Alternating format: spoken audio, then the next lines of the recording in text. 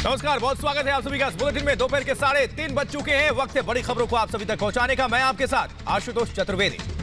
नमस्कार, मैं हूं आपके साथ विवेक शांडिल्य। सबसे पहले बड़ी खबर का रुख कर लेते हैं। बंगाल चुनाव से जुड़ी बड़ी खबर आ रही है। बीजेपी में शामिल हो सकते हैं मिथुन चक्रवर्ती। 7 मार्च को बीजेपी ज्वाइन कर सकते हैं। 7 मार्च को प्रधानमंत्री की एक बड़ी रैली होनी है पश्चिम बंगाल में। निश्चित तौर पर तो इस वक्त की सबसे बड़ी खबर आ रही है पश्चिम बंगाल की राजनीति से, क्योंकि देखिए 7 मार्च को बंगाल में ही प्रधानमंत्री नरेंद्र मोदी की रैली है और जानकारी मिल रही है कि 7 मार्च को ही भारतीय जनता पार्टी में शामिल हो सकते हैं superstar Mithun Chakraborty.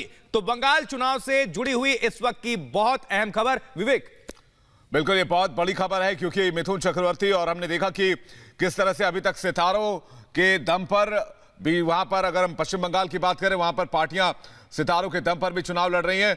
Star war एक तरह से छिड़ा हुआ है वहां पार्टियों के बीच। टीएमसी में भी टॉलीवुड के कई सितारे शामिल हुए, तो वहीं बीजेपी में भी टॉलीवुड के कई सितारों ने बीजेपी का दामन थामा। और बड़ी खबर अभी आ रही है कि मिथुन चक्रवर्ती बीजेपी में आ सकते हैं, और उनमें सबसे बड़ा नाम होगा मिथुन चक्रवर्ती का, क्योंकि मिथुन चक्रवर्ती पूरे भारत के एक प्रसिद्ध कलाकार हैं, बॉलीवुड के सुपरस्टार रहे हैं।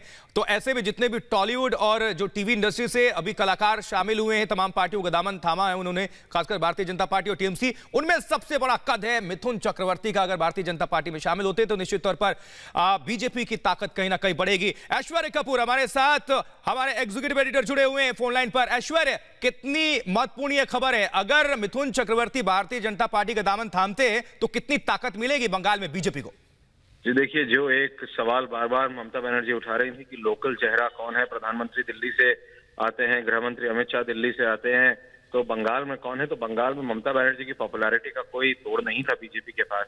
हाँ, प्रधानमंत्री की पॉपुलैरिटी अनमैचेबल है, लेकिन वो एक राष्ट्रीय स्तर पर है। और जो बात अगर ममता बनर्जी करती थी उसकी कार्ड बीजेपी के पास नहीं थी।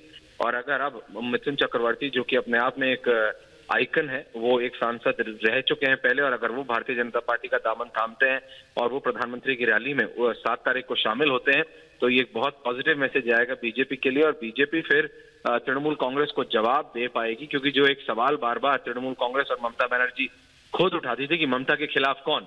बहरहाल बीजेपी ने कोशिश किया कि बुआ बनाम बेटी करके, लेकिन वो एक कुछ भी ट्रैक्शन नहीं पा पाया। और बीजेपी समझती है कि ममता बनर्जी की पॉपुलैरिटी बंगाल में लोकल लेवल पे बहुत ज्यादा है, और उसको तोड़ने के लिए उनको मिथुन चक्रवर्ती जैसा एक आइकन चाहिए। और इसीलिए आपको याद होगा कि मोहन भागवत आरएसएस सुप्रीमो खुद गए थे कुछ सप्ताह पहले मिथुन चक्रवर्ती के घर मडालन महाराष्ट्र में। और अब उसके बाद इस तरह की खबरें बताई जा रही है कि मिथुन चक्रवर्ती 7 तारीख को प्रधानमंत्री की रैली में ब्रिगेड ग्राउंड पर खुद मौजूद होंगे, और उसी में अनाउंस होगा कि वो बीजेपी के साथ हैं। और अगर ऐसा होता है तो वो चेहरा निकल कर आएंगे बीजेपी का लोकल। क्योंकि जितने भी आप बात करें आशुतोष, चाहे आप मुकुल की बात करें या आप दिलीप घोष की बात करें, ये सब स्टॉन्च नेता है, लेकिन जो एक करिश्मा होता है, जो ममता बनर्जी की एक अपील है, जो कि राष्ट्रीय स्तर पर प्रधानमंत्री नरेंद्र मोदी और फिर गृह मंत्री अमित शाह की है, लेकिन कलकत्ता और बंगाल के लिए एक लोकल चेहरे की जरूरत थी, जो कि बीजेपी में मिसिंग था। अगर मिथुन चक्रवर्ती बीजेपी का साथ थाम लेते हैं और 7 तारीख को प्रधानमंत्री की रैली में मौजूद होते हैं, तो उससे एक बहुत पॉजिटिव रिस्पॉन्स आएगा। ऐश्वर्य, बहुत बहुत शुक्रिया इस जानकारी के लिए और बातचीत के लिए। तो बीजेपी एक मजबूत चेहरे की तलाश में थी, हो सकता है मिथुन चक्रवर्ती पर वो तलाश का कोई